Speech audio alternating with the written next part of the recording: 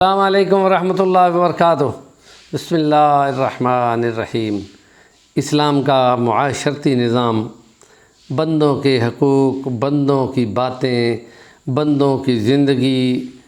یہ تمام معاملات اس کے اندر آ جاتے ہیں اور یہ تمام لوگ باہم ایک دوسرے کے ساتھ متصل ہوتے ہیں، اور اسی کا ایک حصہ سیاست ہے اور اسی کا ایک حصہ معیشت ہے، اور یہ تمام چیزیں اب باہم جڑی ہوئی ہیں۔ اب یہ دیکھیں، بندے کی زبان اس کی بہت زیادہ قیمت ہے۔ اسی زبان سے یہ خدا کا اقرار کرتا ہے، آخرت کو مانتا ہے، خدا کے کلام کی تلاوت کرتا ہے، اور اسی زبان اور اسی ہونٹوں کی قسم خدا نے اٹھائی ہے۔ وشفتین، اور ہم نے تم کو دو ہونٹ بخشے جن کے ذریعے سے بندہ کلام کرتا ہے، اور خدا کا قرآن بندے کا بیان کرنے کو اپنی خاص صفت بیان کرتا ہے کہ یہ انسان ہی ہے کہ جس کو ہم نے بولنا سکھایا۔ اب اتنی بڑی نعمت کا اظہار کرنے کے بعد اس کی قیمت ہونی چاہیے تھی، اور بولتے ہوئے اس میں سچ بولنا تھا۔ اس کی بجائے اگر جھوٹ بول دیا جاتا ہے تو اس پہ خدا ناراض ہوتا ہے، اور احادیث نبی صلی اللہ علیہ وسلم میں جھوٹ کو منافقت کی ایک بڑی علامت کہا گیا ہے کہ وہ جب بھی بولتا ہے تو جھوٹ بولتا ہے، جب بھی وعدہ کرتا ہے تو اس کی خلاف ورزی کرتا ہے، جب بھی امانت اس کے پاس رکھی جائے اس میں خیانت کر ڈالتا ہے، اور جب بھی کسی سے معاملہ بنتا ہے اختلاف کا تو وہ گالی گلوچ پہ اتر آتا ہے۔ تو یہ وہ سب چیزیں ہیں جو زبان کے ذریعے سے اس کا اظہار ہو رہا ہے۔ تو اس لیے یہ کہا گیا ہے کہ جس وقت بندہ جھوٹ بولتا ہے، خدا پہ جھوٹ باندھے تو کفر بنتا ہے، نبی پاک صلی اللہ علیہ وسلم پر جھوٹ باندھے تو بدعت اور خرافات بنتی ہیں جو کہ سنت اور حدیث کے مقابل میں آ جاتی ہیں، اور توحید کے مقابلے میں شرک آ جاتا ہے۔ بندوں کے حقوق بھی اسی طرح تلف ہوتے ہیں۔ اس لیے نبی پاک صلی اللہ علیہ وسلم نے ایک بندے کو، ایک سفیر کو گویا کہ تحصیلدار بنا کر بھیجا کہ فلاں قبیلے کے پاس جا کر اس سے زکوٰۃ کلیکٹ کر کے لے آؤ۔ وہ جب وہاں پہنچا تو وہ لوگ استقبال کے لیے بھاگے، تو پہلے کئی عشروں پہلے ان کے خاندان کی کہیں دشمنی تھی تو وہ ڈر گیا اور وہ بھاگا پیچھے کہ یہ تو میری طرف رش کر رہے ہیں۔ تو وہ فوراً آ کے حضور پاک کو اطلاع دیتا ہے کہ وہ تو میرے اوپر آ پڑے تھے، مجھے مارنا چاہ رہے تھے۔ تو نبی پاک صلی اللہ علیہ وسلم پر خدا کا کلام اترا، تو جو خبر اس نے دی تھی وہ جھوٹی تھی، اور وہی جو اتری اللہ کی طرف سے انسانوں کی ہدایت کے لیے، اس کے الفاظ یہ تھے: اذا جاءکم فاسق بنبأ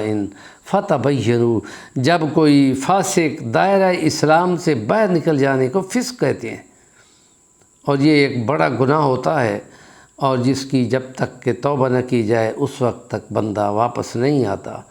تو وہ فاسق بنا دیا گیا کہ جب تمہارے پاس کوئی خبر لائے گا اور وہ جھوٹ ہوگی اور اس کی بنیاد پر آپ نے کوئی فیصلہ کر لیا تو نقصان نہ ہو جائے، بعد میں ہاتھ ملنے سے کچھ نہیں ہوتا، تحقیق کر لیا کرو۔ تو تحقیق کے لیے نبی پاک نے کچھ اور بندے بھیجے، تو آگے سے انہوں نے کہا ہم تو استقبال کے لیے بھاگے تھے بھائی، نبی پاک کا ایمبیسیڈر آ رہا ہے اور سفیر آ رہا ہے تو ہم استقبال کریں اس کا۔ تو اس نے غلط مطلب لے لیا، تو خدا نے یہاں وارننگ دے دی کہ جب بھی کوئی ایسی کو بات ہو تو اس کو جب بیان کرنے لگو تو دیکھ لیا کرو، تحقیق کر لیا کرو۔ تو دنیا کے اندر اب جب بھی جتنے بھی چینل ہیں اور جتنے بھی اخبارات ہیں اور جتنے بھی یہ نیوز کے سسٹم ہیں، ان میں فیک اگر چیز ہوگی تو اس کے لیے بہت بڑا جرمانہ رکھا گیا ہے، جس لیے کہ ان کو اس کی جرأت ہی نہیں پڑتی کہ اتنا جرمانہ پے کریں، اور اس لیے وہ وہاں ایسی بے بنیاد خبر لگانے سے بہت ڈرتے ہیں، اور اگر تحقیق میں وہ چیز سامنے آ جائے تو بڑا جرمانہ ان کے اندازوں سے بھی زیادہ ہوتا ہے۔ یہ چیز اسلام سے تعلق رکھنے والی تھی، مسلمانوں سے نکل کر یورپ میں پہنچ گئی ہے، اور وہ اسی سے چل کر عملاً مسلمان ہیں، اور مسلمان اپنی بدعملی کی بنیاد پر وہ نبی پاک کا فرمان بھی بھول گئے ہیں۔ کفا بالمرء کاذبا ان یحدث بکل ما سمع، ہر سنی سنائی بات کو آگے چلا دو، تو جیسے ضیاء کے دور میں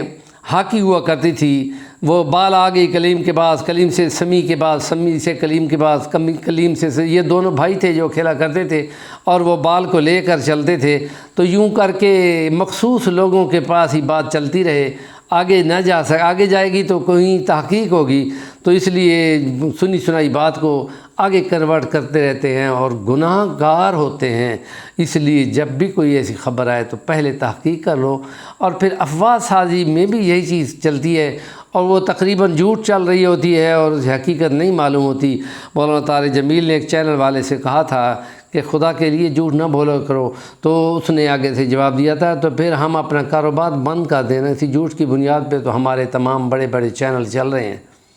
اگر سچ کی بنیاد پہ چلتے تو کتنا اچھا ہوتا۔ ہمارے چینل کا نام ہے صفی الرحمن الوانی، ضرور سبسکرائب کریں اور کام کی بات کا کمنٹ ضرور کیا کریں۔